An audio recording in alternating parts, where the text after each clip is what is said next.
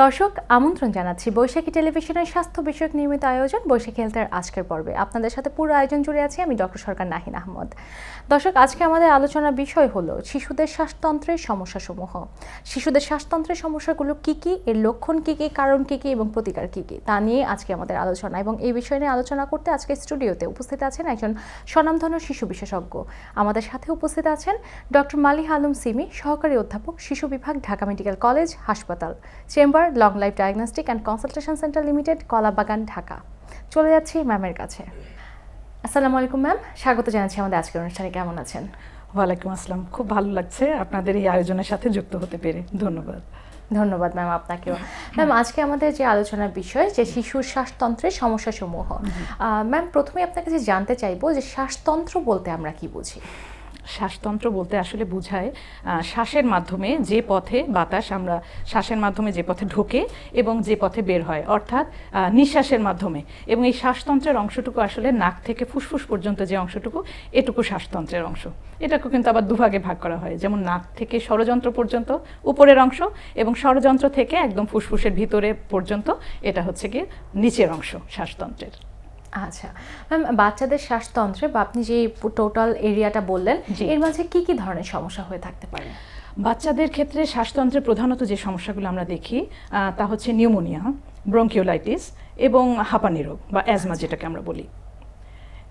আচ্ছা ম্যাম, তিনটি রোগের কথা আপনি বললেন, আমরা এক এক করে যাচ্ছি। প্রথমে নিউমোনিয়া নিয়ে কথা বলতে যাচ্ছি। নিউমোনিয়া রোগটি কি, এটি কখন এবং কেন হচ্ছে? আচ্ছা, নিউমোনিয়া হচ্ছে আসলে ফুসফুসে জীবাণুর সংক্রমণ, যা প্রধানত ব্যাকটেরিয়া দ্বারা হয়ে থাকে।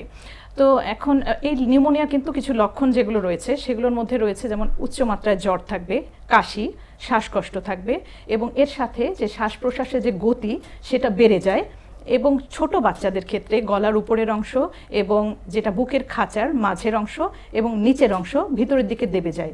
এটা দেখে আমরা আসলে বুঝতে পারি যে শিশুটি নিউমোনিয়া আক্রান্ত। মানে সাধারণ ঠান্ডার সাথে নিউমোনিয়ার পার্থক্যটা ঠিক এরকম? হ্যাঁ, সাধারণ ঠান্ডায় আপনার শুধু হয়তো নাক দিয়ে পানি পড়ছে বা তার সাথে কিছু খুসখুসে কাশি হচ্ছে, তার পরবর্তীতে জ্বর। কিন্তু নিউমোনিয়ার ক্ষেত্রে দেখা যায় যে কাশি আর জ্বর সাধারণত একসাথে এবং বেশ উচ্চ মাত্রায় আসে।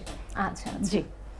আচ্ছা, নিউমোনিয়া হওয়ার কারণগুলো আপনি বলেন একটি ব্যাকটেরিয়া জনিত কারণ, কিন্তু এই ব্যাকটেরিয়াটা আসছে কোত্থেকে বা কি কারণে আসলে আমরা বাচ্চাদেরকে এই নিউমোনিয়া থেকে প্রতিকার করা সম্ভব? আসলে নিউমোনিয়া থেকে যেটা আমরা বললাম যে নিউমোনিয়ার আসলে কারণ অনেকগুলো আছে, বিশেষত ব্যাকটেরিয়া দিয়ে হয়ে থাকে। তবে যেটা নিউমোনিয়ার ক্ষেত্রে যদি আমরা বাচ্চাকে আক্রান্ত হয়েই যায় সেক্ষেত্রে কিন্তু আমাদের আসলে দেরি করা যাবে না। সেক্ষেত্রে আমাদের অবশ্যই শিশুকে হাসপাতালে নিতে হবে এবং একজন শিশু বিশেষজ্ঞের তত্ত্বাবধানে তার চিকিৎসা চলমান থাকবে। সেক্ষেত্রে আমরা বলি যে বাচ্চা হাসপাতালে আসার পরপরই আমরা অক্সিজেন দেই, তার সাথে জ্বরের জন্য প্যারাসিটামল এবং একটি অ্যান্টিবায়োটিক শুরু করতে হয়, এবং ফুসফুসের অবস্থা বুঝে আমরা কিন্তু বাচ্চাকে নেবুলাইজও করে থাকি।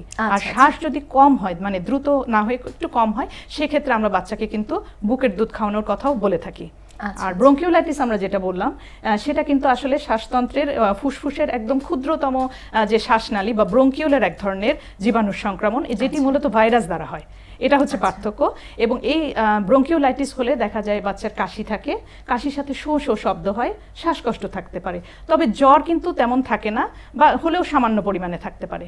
আর এটা যেহেতু ভাইরাসজনিত সংক্রমণ, ব্রঙ্কিওলাইটিসের ক্ষেত্রে কিন্তু আসলে একজন শিশু চিকিৎসকের শরণাপন্ন হয়ে বাসায় চিকিৎসা গ্রহণ করা হয়। যেমন ধরেন প্রচুর পরিমাণে তরল পানি জাতীয় খাবার খাওয়াতে হবে তাকে। যে বাচ্চা বুকের দুধ খায় তাকে বুকের দুধ খেতে দিতে হবে। আর শ্বাসকষ্ট যদি বেশি হয় সেক্ষেত্রে আবার অবশ্যই হাসপাতালে নিতে হবে, তাকে অক্সিজেন এবং প্রয়োজন মতো নেবুলাইজ করতে হবে। এক্ষেত্রে কিন্তু আবার অ্যান্টিবায়োটিকের কোনো রোল নেই। আচ্ছা আচ্ছা, যেহেতু এটা ভাইরাস জনিত রোগ। জি। ম্যাম, তাহলে আমি যদি সামারাইজ করতে যাই তাহলে হচ্ছে নিউমোনিয়া একটি ব্যাকটেরিয়া জনিত রোগ এবং ব্রঙ্কিওলাইটিস হচ্ছে ভাইরাস জনিত রোগ। নিউমোনিয়া টোটাল ফুসফুসের একটি রোগ, আর ব্রঙ্কিওলাইটিস হচ্ছে ফুসফুসের ক্ষুদ্রতম এককের রোগ। জি।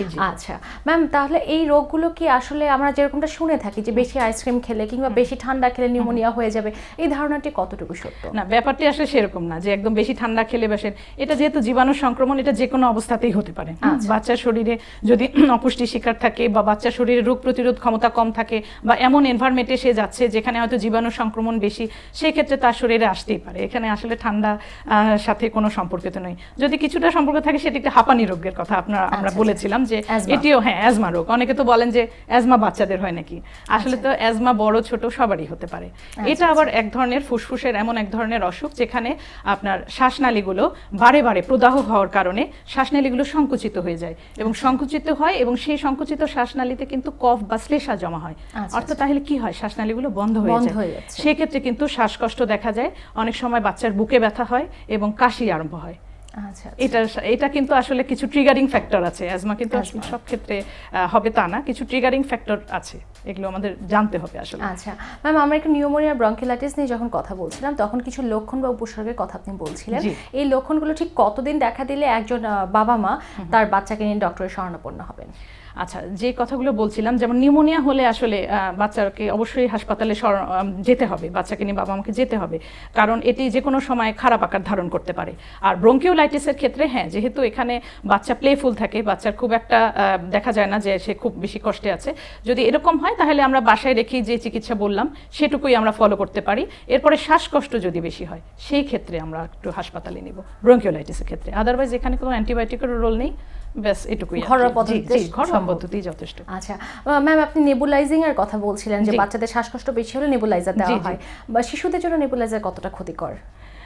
না, নেবুলাইজারের সম্পর্কে অনেকেরই ভ্রান্ত ধারণা আছে যে একবার বুঝি নেবুলাইজ করলে সারা জীবন নেবুলাইজ করতে হবে, কিন্তু ব্যাপারটা এরকম না।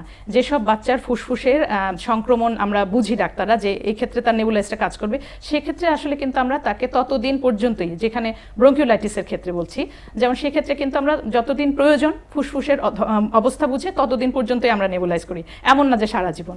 আর যেটা হাঁপানির ক্ষেত্রেও অনেক সময় যেটা লাগে, সেক্ষেত্রে আমরা কিন্তু হাঁপানির ইমার্জেন্সি ম্যানেজমেন্ট হিসেবেও আমরা তখন অনেকবার নেবুলাইজ করি, তার পরবর্তীতে আমরা হাঁপানির ধরন বুঝে কিন্তু তাকে বাসায় নেবুলাইজার ইউজ করতে বলি, সেটা আমরা যেটা হাতে ইউজ করি সেটাকে ইউজ করতে পারি, ইনহেলার যেগুলো আছে। এই কোনো সাইড এফেক্ট বা পার্শ্ব প্রতিক্রিয়া না, এটা নিলে বরং এটা কিন্তু আসলে প্রয়োজনের সময়ই নেওয়া হয়। হ্যাঁ, যেহেতু প্রয়োজনের সময় নেওয়া হয়, এটার ওরকম কোনো পার্শ্ব প্রতিক্রিয়া নেই, বরং নিলেই শিশু সুস্থ থাকবে। আচ্ছা, আমরা অ্যাজমা নিয়ে কথা বলছিলাম, তো অ্যাজমা যেটা আপনি বলেন যে শিশুদেরও অ্যাজমা হয়ে থাকছে, তাহলে পরিবারে কারো অ্যাজমা থাকলে শিশুদের এতে আক্রান্ত হওয়ার সম্ভাবনা কতটুকু? জি, আসলে পরিবারের কেউ আক্রান্ত থাকলে শিশুর হাঁপানির ঝুঁকিতে থাকে। যেমন বাবা মার মধ্যে যদি একজন হাঁপানি থাকে তাহলে কিন্তু শিশুর ঝুঁকির হার থাকে 20 থেকে 30 ভাগ। আর যদি বাবা মা দুজনেই দেখা যায় যে হাঁপানির রোগী, সেক্ষেত্রে কিন্তু শিশুর হাঁপানি হওয়ার ঝুঁকি থাকে 50 থেকে 60 ভাগ। সুতরাং এটা একটা পারিবারিকভাবে আসার সম্ভাবনা রয়েছে। জি। আচ্ছা ম্যাম, হাঁপানি কি পরিপূর্ণভাবে নিরাময়যোগ্য কিনা? আচ্ছা, হাঁপানি আসলে যে পরিপূর্ণভাবে নিরাময়যোগ্য নয়, তবে এটি পরিপূর্ণভাবে নিয়ন্ত্রণ করা যায় যদি আমরা জানি যে কোন কোন বিষয়গুলো হাঁপানির উদ্রেক করে। আচ্ছা আচ্ছা, এটি প্রতিরোধ সম্ভব কিনা ম্যাম? কিভাবে এটা প্রতিরোধ করা যাবে? হ্যাঁ, অবশ্যই এটা প্রতিরোধযোগ্য। যেমন হাঁপানির উদ্রেক করে যে জিনিসগুলো, সেগুলো যদি আমরা জানি, সেগুলোকে যদি আমরা প্রতিহত করতে পারি, তাহলেই আসলে কিন্তু এটি নিয়ন্ত্রণ করা সম্ভব। যেমন পরিবেশগত কিছু ব্যাপার আছে, যেমন ঘরে ধুলোবালি, তারপরে ফুলের রেণু বা ঘরে পোষা প্রাণীর লোম, রান্নাঘরের ধোঁয়া, সিগারেটের ধোঁয়া, গাড়ির ধোঁয়া, এই ধরনের ব্যাপারগুলো যেহেতু হাঁপানির সাথে জড়িত, তো ঘরে আমরা সাধারণত ঘরকে পরিষ্কার রাখা বা ধুলোবালি মুক্ত রাখা, এটা আমরা একটা করতে পারি। ঘরে কার্পেট ব্যবহার না করা, তারপরে রান্নাঘরের ধোঁয়া বা এ ধরনের ধোঁয়া, স্মোকিং, এই ধোঁয়াগুলো থেকে শিশুকে দূরে সরিয়ে রাখা। তারপরে শিশুকে ঠান্ডা খাবার, ঝুঁকিতে আছে, হ্যাঁ, যেমন তাদের ঠান্ডা খাবার খেতে দেওয়া যাবে না। তারপর বাসার বাইরে যখন তারা যাবে অবশ্যই মাস্ক পরিধান করবে। এই ব্যাপারগুলো আসলে যদি আমরা মেনে চলি তাহলে আসলে এটাকে পরিপূর্ণভাবে নিয়ন্ত্রণ করা সম্ভব। এরপরেও যদি ইনহেলার ব্যবহারের প্রয়োজন হয়, সেটাও চিকিৎসকের পরামর্শ অনুযায়ী যদি গ্রহণ করে, ভালো থাকবে বাচ্চা। আচ্ছা ম্যাম, আমরা আমাদের অনুষ্ঠানে একেবারে শেষ পর্যায়ে চলে এসেছি। শেষ পর্যায়ে যদি আপনার দর্শকদের উদ্দেশ্যে কোনো পরামর্শ থেকে থাকে, তাদের বাচ্চাদের শ্বাসকষ্ট হলে কিংবা শ্বাসতন্ত্রের কোনো সমস্যা হলে ঠিক কিভাবে তারা কোন ডাক্তারের কাছে শরণাপন্ন হবে বা কি করা উচিত?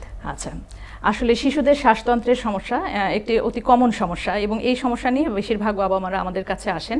যদি আমরা আজকে যেসব নিউমোনিয়ার লক্ষণের কথা বলেছি, এই ধরনের লক্ষণগুলো দেখা দিলে কিন্তু অবশ্যই চিকিৎসকের শরণাপন্ন হতে হবে।